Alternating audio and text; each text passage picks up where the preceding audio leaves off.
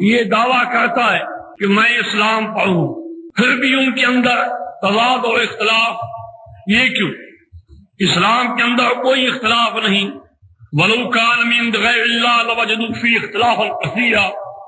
اسلام اللہ نے دیا ہے، لہذا اللہ کی دی ہوئی چیز میں اختلاف نہیں ہو سکتا. اس لیے جب قرآن ہمیں یہ بتلاتا ہے کہ اللہ کے نزدیک دین صرف اسلام ہے، ان الدین عند اللہ الاسلام، اور اس کے سوا کوئی دین قبول نہیں ہوگا، فلن یقبل منہ. اب اسی قرآن سے ہم پوچھتے ہیں کہ وہ اسلام کیا ہے؟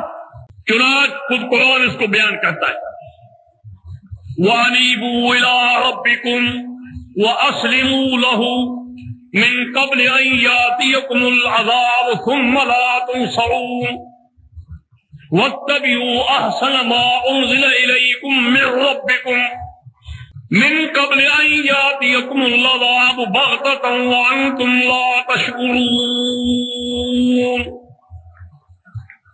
یعنی اللہ تعالی کے لیے جھک جاؤ، اسلام لے آؤ، مسلمان بن جاؤ، اس کے تابع دار بن جاؤ، اس سے قبل کوئی عذاب آ جائے پھر تمہاری کوئی مدد نہیں ہوگی. اور فرمایا کیسے اسلام لاؤ، کیسے اللہ کے لیے جھک جاؤ. وَاتَّبِعُوا أَحْسَنَ مَا أُنزِلَ إِلَيْكُم مِّن رَّبِّكُم، جو بہتر قانون، بہتر دین جو اللہ تعالی نے آسمان سے نازل فرمایا ہے، اسی کی تابع داری کرو. یہ ہے اسلام. یعنی اسلام نام ہے وحی الہی کی تابع داری کرنا، وحی الہی کو دین جاننا، وحی الہی کے ساتھ تمسک کرنا، اس کا نام اسلام ہے. وحی الہی کے سوا کسی چیز کا نام اسلام نہیں ہے. دوسری چیز اسلام کے موافق بھی ہو سکتی ہے، اسلام سے مخالف بھی ہو سکتی ہے، لیکن اسلام صرف وحی الہی. اب سوال یہی قرآن سے پوچھتے ہیں کہ وحی الہی کیا ہے جو آسمان سے نازل ہوئی ہے. فرمایا وَأَنزَلَ اللَّهُ عَلَيْكَ الْكِتَابَ وَالْحِكْمَةَ، اللہ نے قرآن اور سنت کو نازل کیا ہے. لہذا آسمان سے جس چیز کا نزول ہوا ہے وہ صرف قرآن اور سنت ہے.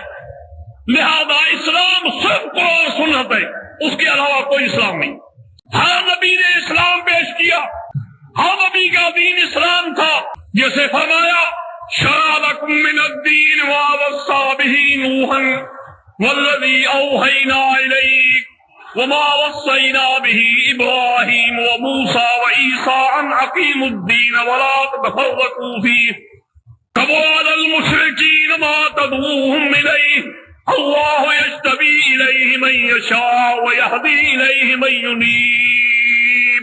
مسلمانوں، تمہارے لیے ہم نے وہی شریعت، وہی دین، وہی اسلام مقرر کیا ہے جو پہلے مقرر تھا، جس کا نوح علیہ السلام کو تاکید کیا، اس کو حکم دیا، نبی صلی اللہ علیہ وسلم کو خطاب کیا کہ تم کو بھی حکم دیا، موسیٰ علیہ السلام کو، عیسیٰ علیہ السلام کو، سب کی طرف ہم نے یہی دین بھیجا. ابراہیم علیہ السلام کی طرف سب کے پاس کی حکمتان اقیم الدین ولا تتفرقوا فیہ، میرے دین کو قائم رکھو. قائم رکھنے کی صورت یہ ہے جو خود قرآن نے بیان کیا، هو الذی ارسل رسولہ بالہدی ودین الحق لیظہرہ علی الدین کلہ.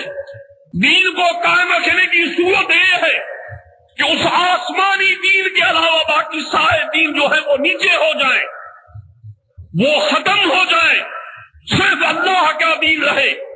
اسی لیے جہاد کا حکم ہوا، اسی لیے قتال کا حکم ہوا. وَقَاتِلُوهُمْ حَتَّى لَا تَكُونَ فِتْنَةٌ وَيَكُونَ الدِّينُ كُلُّهُ لِلَّهِ. تمہارا قتال، تمہارا جد و جہد، تمہاری کوشش جاری رہے گی جب زمین کے کسی خطے پر بھی اللہ کے قانون کے سوا کسی اور قانون کا نشان ہو.